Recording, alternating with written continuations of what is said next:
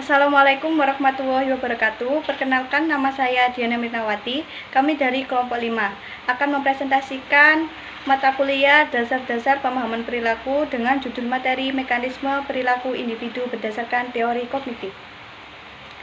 Materi kami terdiri dari 4 bab. Untuk bab pertama, menjelaskan tentang pengertian teori kognitif yang akan disampaikan langsung oleh Mas Abi. Perkenalkan, nama saya Aulia Abila Fitra Praptono. Saya akan menjelaskan pengertian tentang teori kognitif. Berbeda dengan teori behavioristik, teori kognitif lebih mementingkan proses belajar daripada hasil belajarnya.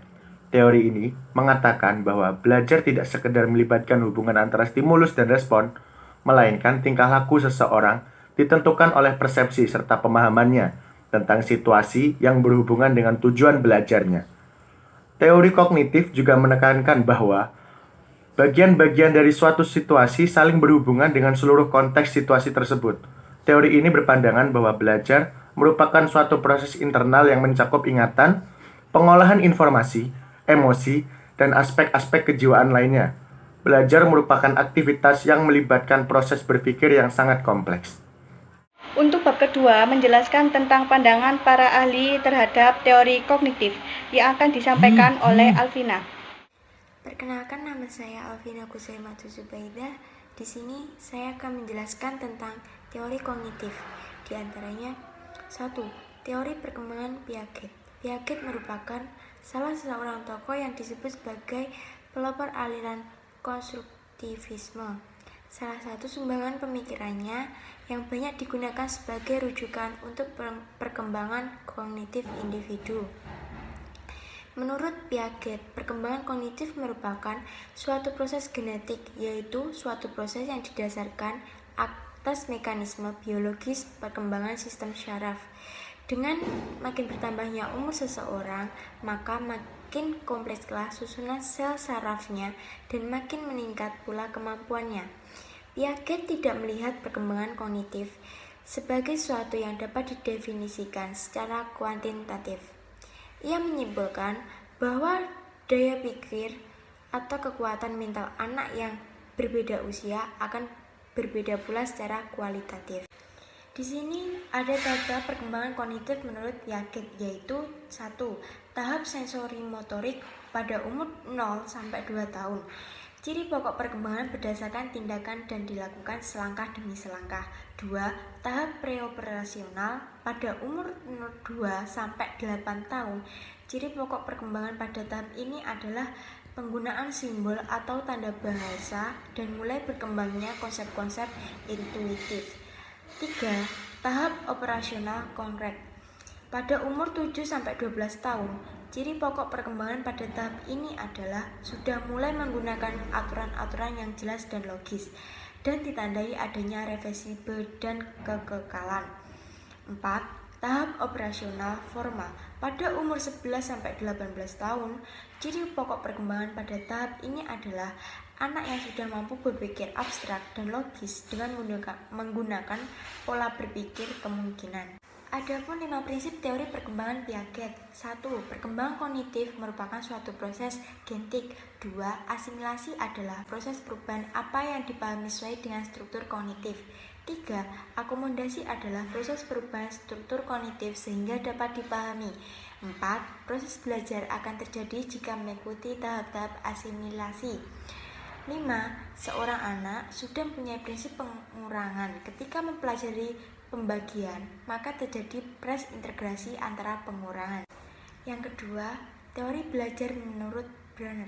Dalam memandang proses belajar, Brenner menekankan adanya pengaruh kebudayaan terhadap tingkah laku seseorang. Menurut Brenner, perkembangan kognitif seseorang dapat ditingkatkan dengan cara menyusun materi pelajaran dan menyajikan sesuai dengan tahap perkembangan orang tersebut. Beberapa prinsip teori Brenner adalah 1. Perkembangan kognitif ditandai dengan adanya kemajuan menanggapi rangsang. 2. Mode pemahaman dan penemuan konsep. 3. Bahasa adalah kunci perkembangan kognitif. 4. Interaksi secara sistematis diperlukan antara pembimbing, guru, dan anak untuk perkembangan kognitifnya. 5. Perkembangan intelektual meliputi perkembangan kemampuan berbicara pada diri sendiri atau pada orang lain. Yang ketiga, teori belajar bermakna Ausubel. Menurut Ausubel, belajar seharusnya merupakan asimilasi yang bermakna bagi siswa. Materi yang dipelajari diasimilasikan dan dihubungkan dengan pengetahuan yang telah dimiliki siswa dalam bentuk struktur kognitif. Teori ini banyak memutuskan perhatiannya pada konsepsi bahwa perolehan dan retensi pengetahuan baru merupakan fungsi dari struktur kognitif yang telah dimiliki siswa. Beberapa prinsip teori Ausubel adalah: 1. Proses belajar akan terjadi jika seseorang mampu mengasimilasikan pengetahuan yang telah dimilikinya dengan pengetahuan baru. 2. Proses belajar akan terjadi melalui tahap-tahap memperhatikan stimulus, memahami makna stimulus, menyimpan, dan menggunakan informasi yang sudah dipahami. 3. Siswa lebih ditekankan untuk berpikir secara deduktif.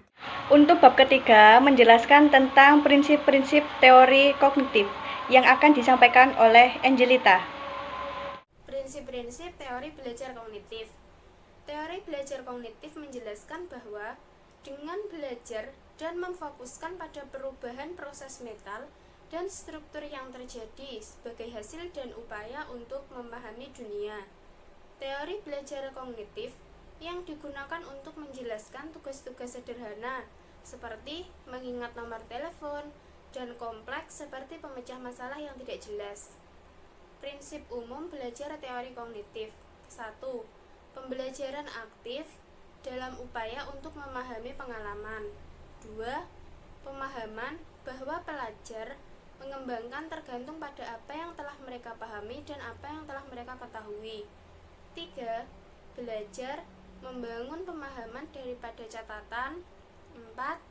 Belajar adalah perubahan dalam struktur mental pada seseorang.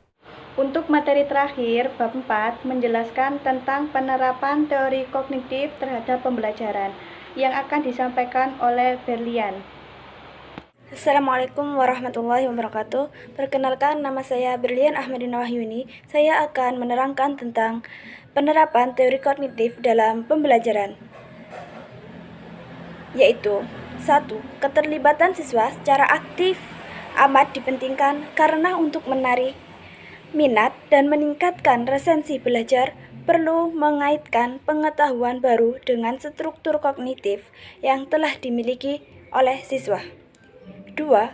Materi pelajaran disusun dengan menggunakan pola atau logika tertentu dari sederhana ke kompleks karena untuk mempermudah para siswa untuk mempelajarinya. 3. Perbedaan individu pada siswa perlu diperhatikan karena faktor ini sangat mempengaruhi keberhasilan belajar. Sekian dan terima kasih pembahasan dari saya. Apabila ada salah kata dan kurang lebihnya, saya mohon maaf. Wassalamualaikum warahmatullahi wabarakatuh. Sekian presentasi dari kelompok kami, kelompok 5. Apabila ada salah kata, mohon dimaafkan. Akhir kata, wassalamualaikum warahmatullahi wabarakatuh.